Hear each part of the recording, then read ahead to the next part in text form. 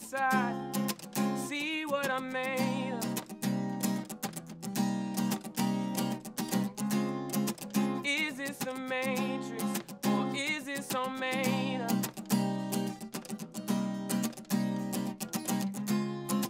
Friends turn to lovers, how could lovers be enemies? Phantasmagoria is history, literature, imagination, and magic all thrown into a pot, mixed up together, and brought to life. It's almost witchcraft.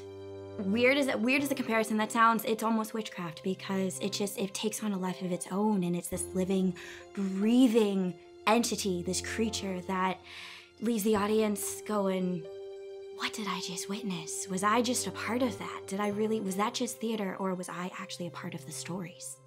Phantasmagoria is a wandering troupe of storytellers and chorus and dancers that have been pretty much traveling together since the dawn of time. They discovered themselves in about 2,000 years ago in Greece, the ancient wandering storytellers, and they travel through the ages, telling stories. As long as stories need to be told, that is us who tells them. So anytime a story is conjured in someone's mind, we're the ones telling it. In terms of Phantasmagoria, that started about 5 years ago.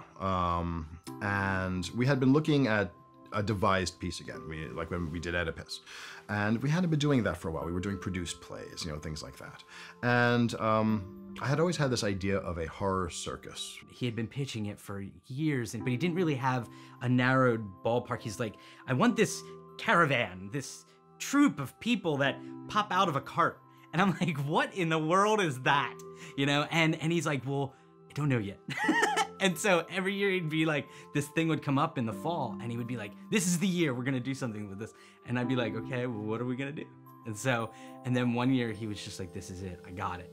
It's these storytellers, they're this traveling troupe, blah, blah, blah. And he just came up with this amazing world. And what was neat is we did the first one, and we didn't know what the future was gonna bring. We are not just words on a page.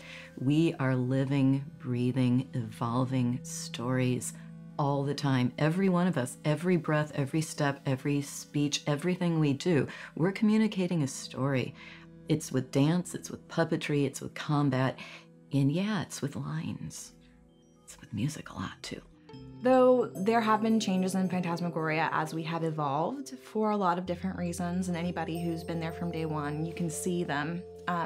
I think the audiences have been more different than the theater scene in itself. I feel that in Orlando, we're doing a really great job of trying to get new people in, and people who may not be a Shakespeare audience to come to the Shakespeare Center to see more theater. So I find that the performances are different because the people who are attending are different, not necessarily because the people who are doing the shows are doing anything different. With Phantasmagoria, we work with large-scale puppets and some smaller-scale puppets, as well as dancers, and it's kind of everybody all together on stage. For example, the Jabberwocky, and with this last one, a dragon. These are 18 to 23 feet long, with 17 performers on stage. And the challenge is, well, number one, because we're in theater, you've got to be able to do it again and again and again, so don't break the puppet. Yeah, the way that art nourishes, at least for me, is it really gives, for me personally, an expression of my soul, of what's inside. Things stuck in my head or my brain or things that I've read from the world around me. And that nourishment comes from this place of creation. And for me, like, creating things intellectually is stimulating and invigorating. And then to do it with your hands, so to create puppets that dance with the dancers around a space, and then figuring out, okay, how do we make that look good? How do they have to bend to catch the light so the audience can see them? All of those things. So from going from this intellectual idea and then to the actual that you see in the theater, that to me is so nourishing on a base level of creation for me. And then it's interesting because I love the fact that it's not only internal. There's this huge external component too. And of course, being a nutrient, it's like food, and especially like a food that's good. you want more of it. You want to eat more. So for me, it was like, it made more and more ideas pop out of my head for like Phantasmagoria for this coming year. There's so many things that I'm like, I think we can do something similar, but with our own spin, within our own world. So it's the nourishing side of it is just fantastic because it is this broad. It can be personal, which it is very much for me, but we have people who come see the shows and it does the same thing to them.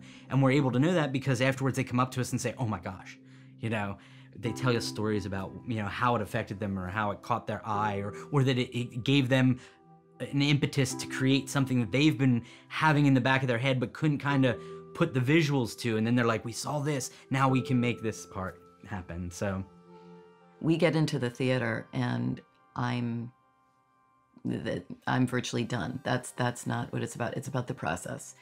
So, and for most of us, I believe it's about the process. There are a lot of people who really, really, really do like being on the stage, under the lights, in front of an audience because they like to be looked at.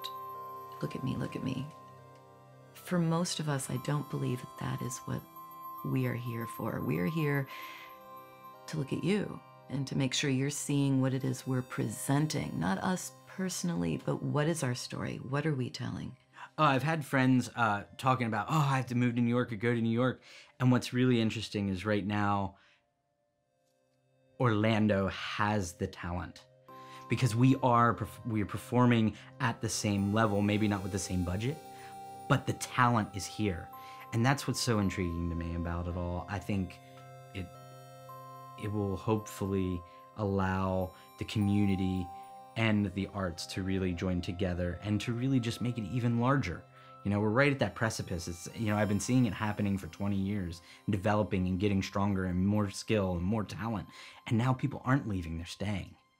Phantasmagoria, Empty Spaces. I know every single theater group in the area, every single performer, whether they're an actor, whether they're a dancer, singer. We are all so excited that the Dr. Phillips Performing Arts Center is coming here, and it's going to, what it's going to offer the community, what it's going to offer on a national level even. It's going to become a hub, like everybody has been saying. It's going to put Orlando on the map as we're not just Disney World, we're not just Universal Studios, we're not just SeaWorld. We have culture, we have the arts, we have dancing, you don't have to go to New York. Yes, New York's fabulous, but when you think of the arts and you think of the theater, Orlando is here. Orlando has been here. It's on a local level, and the Dr. Phillips Performing Arts Center is going to bring it to a national level.